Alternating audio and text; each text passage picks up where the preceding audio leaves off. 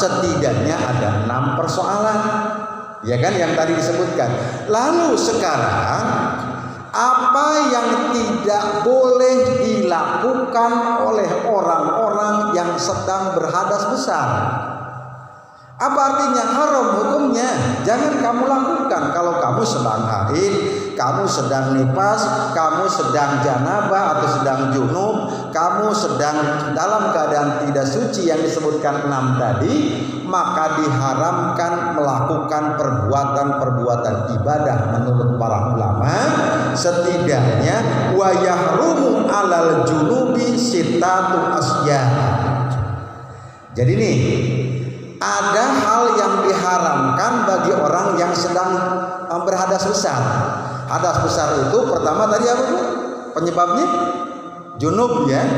Kan tadi ilajul hasafah, memasukkan parji ke dalam hasafah. Berarti di makna itu sedang junub. Orang yang habis melakukan hubungan suami istri atau orang habis keluar air mani, dia belum melakukan mandi besar, maka istilahnya dikatakan dengan junub. Nah, maka orang yang junub diharamkan atau tidak boleh melakukan perbuatan-perbuatan amaliyahnya setidaknya sittatu asya, 6 persoalan. Kalau kita sedang junub, kita habis hubungan suami istri, kita sedang haid, itu karena yang lain lagi kan, hadas besar yang lain problemnya. Maka kita dilarang melakukan 6 perbuatan. Apa yang pertama? Orang yang sedang junub wa yahrumu, yang pertama kata para ulama as-sholatu, yaitu melaksanakan sholat. Jelas tuh ya. Jadi sholat apapun, bahkan ibu diharamkan, bermakna tidak boleh melakukan sujud tilawah atau sujud syukur kalau sedang dalam keadaan junub. Kita dilarang melaksanakan sholat dan melaksanakan sujud, baik sujud tilawah ataupun sujud syukur. Sujud tilawah apa Bu? Sujud tilawah itu kalau kita mendengar atau membaca ayat Al-Quran, kalau ada yang kalimat yasjudun misalkan, ya ayat-ayat sajidah, kurang lebih ayat sajidah itu di dalam Quran menurut Imam An-Nawawi ada 15 titik, ya ada 15. Nah, orang yang sedang junub walaupun dia mendengar, misalkan bapaknya lagi ngaji, kita sedang junub, pas baca ayat sajidah, harusnya kita kan sujud, namanya sujud tilawah. Maka kalau orang yang sedang junub tidak diperbolehkan. Ya, ibu sedang junub misalkan, saya mau sholat duha atau saya sholat sunat mutlak, sholat apa aja gitu. Jelas dilarang orang yang sedang junub dia melakukan sholat apapun yang dia kerjakan bukan mendapatkan pahala, tetapi justru mendatangkan siksa dari Allah Subhanahu wa ta'ala. Tadi kata Bu Hasanah, Ustadz bagaimana kalau lupa?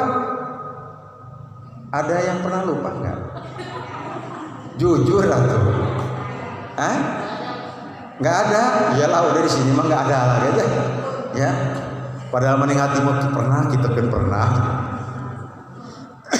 Pernah gitu. Ya. Kalau lupa bagaimana? Kalau lupa mah tidak ada hukum di hadapan Allah. Ya. Misalkan kita habis sholat subuh, bak sama bapaknya tuh, barang diberes, jam 9 tuh lupa kita. Iya, udah wudu mau sholat duha, barang habis sholat duha, ya Allah ya Rabbana waunekum bapaknya labis nakal nih gitu. Misalkan, maka itu kalau sudah sadar kita harus ganti saja lagi. Kemudian kita mandi janabah, kita adus, kemudian kita ganti dengan sholat duha yang lainnya. Apa artinya? Karena kita sudah ingat bahwa kita melakukannya dalam kondisi janabah. Kalau kita lupa, berdosa nggak Ustaz? Tidak berdosa di hadapan Allah. Tidak berdosa. Tapi kalau disengaja, maka itu akan mendatangkan siksa di hadapan Allah Subhanahu wa taala. Ustaz yang benar. Dalam kitab Irsyadul Ibad itu dihikayatkan ada seorang hamba yang soleh, ibadahnya rajin, sholatnya nggak ketinggalan sama sekali, tidak ketinggalan. Tetapi pas dikuburnya dicambuki sebanyak 100 kali oleh malaikat Jabaniyah. Padahal rajin ibadahnya, rajin betul. Lalu hatam aja dipukuli sudah 99 kali. Lalu siang bersangkutan tuh nanya ke malaikat, wahai malaikat, dosa apa sebetulnya saya kok sampai dicambuki seperti ini? Apa jawab malaikat? Karena kamu pernah 1 kali sholat, melakukan sholat dalam keadaan tidak punya wudhu. Tidak punya wudhu saja dicambuki semacam itu, apalagi orang yang janabah, dia sedang berhadas besar. Itu kalau sengaja hari kelalen mah boten apa-apa sing arane ge kelalen. Al insan mah mahalul khotawan nisyan, yang namanya manusia mah tempat salahnya dan lupa. Sing penting mah lupanya betul-betul lupa, bukan lupa-lupaan. Bagaimana Ustaz lupa-lupaan? Uslah menahu bae sih diterima sering Allah. Allahu Akbar padahal lagi janabah, maka itu disengaja, maka ancamannya dari Allah Subhanahu wa taala semacam itu. Jelas Bu? Nah, itu maksudnya. Hari lupa mah tidak jadi persoalan, ya. Ini dikatakan. Lalu yang kedua, bagi orang yang sedang junub, tadi catat, yang junub itu berarti dia habis hubungan suami istri atau dia keluar air mani. Ya, yang keduanya kata para ulama setelah as-sholatu, yang kedua adalah wat-tawafu, yaitu melaksanakan tawaf di seputar Masjidil Haram, mengitari Ka'bah atau Baitullah. Makanya orang yang sedang dalam keadaan haid, nanti kita jelaskan sebetulnya Mbak ya.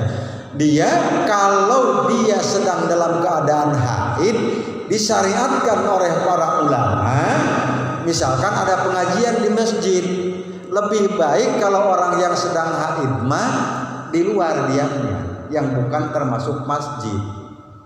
Jelas Bu? Ya, maksudnya begitu maksudnya. Ya maknanya. Ibu sedang dalam keadaan haid tapi kita mau dulu lah orang ngaji berarti kita orang pendak sering baji ujang Bu. Kadang-kadang mekangen suaranya sing keras pun Bu. Ning kana man kene empuh, ana sing kangen apa ora? Masyaallah. Misalkan maksain diri datang ke pengajian, masuk dia ke masjid bukan mendapatkan pahala itu Bu. Memang ada sebagian ulama yang mengatakan asal tidak bercecer kemana-mana itu diperbolehkan. Tetapi maksud saya, sudahlah itu ada rukhsah dari Allah, ada keringanan, nggak datangnya pun nggak apa-apa. Itulah ibadahnya. Haidnya itu adalah ibadah perempuan. Jelas Bu ya? Itu udah nggak apa-apa, kecuali kalau pengajiannya diadakan di majelis taklim yang khusus untuk majelis taklim, bukan masjid. Khusus masjid taklim saja. Apalagi kalau di perumahan, di rumah-rumah mah boleh itu mah. Ya, yang harus kita jaga itu masuk ke dalam masjid. Masjid yang suka digunakan untuk sholat berjamaah. Itu adalah masjid, di mana sajadah tempat sujud, tempat orang-orang melaksanakan sholat. Jelas Bu? Masya Allah. Itu yang kedua. Lalu yang ketiganya kata para ulama, wa masul mushafi. Orang yang sedang junub dia tidak diperbolehkan, ya. Orang yang sedang junub tidak diperbolehkan masul mushaf, yaitu dia apa? Memegang mushaf. Mushaf itu apa sih Bu? Mushaf itu Al-Quran yang masih otentik.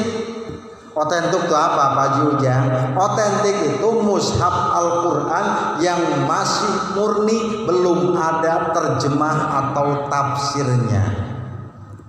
Wenten mana? Ya Quran murni lah ya, masih Quran, belum ada terjemahnya, belum apa. Itu menurut ulama adalah mushaf dikatakan ya. Karena kenapa? Kan Allah katakan dalam Quran surat Al-Waqi'ah, la yamassuhu illal mutahharun. Tidak boleh memegang mushaf bagi orang-orang yang tidak suci.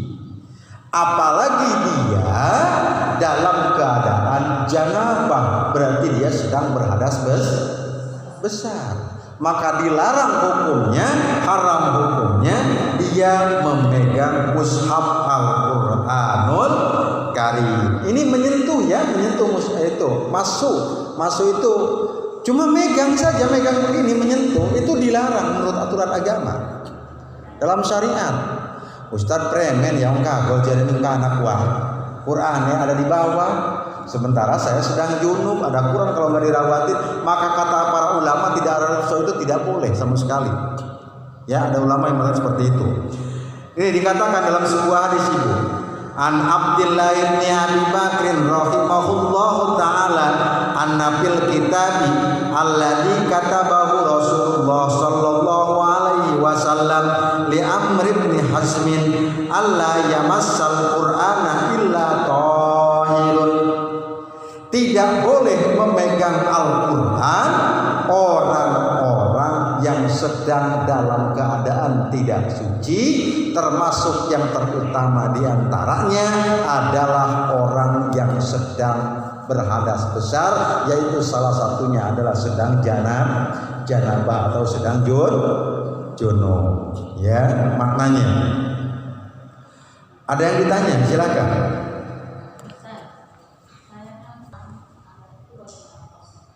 Ayo, benar tuh. Di HP kayaknya semuanya ada Qurannya ya.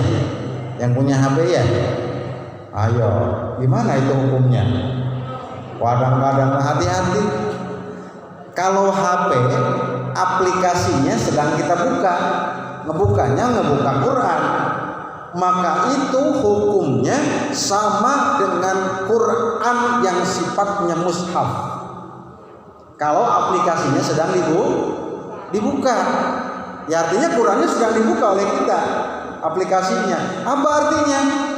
Toharohnya harus dijaga, hukum kesucian badannya harus dijaga, lalu kemudian adabiah akhlaknya juga harus dijaga.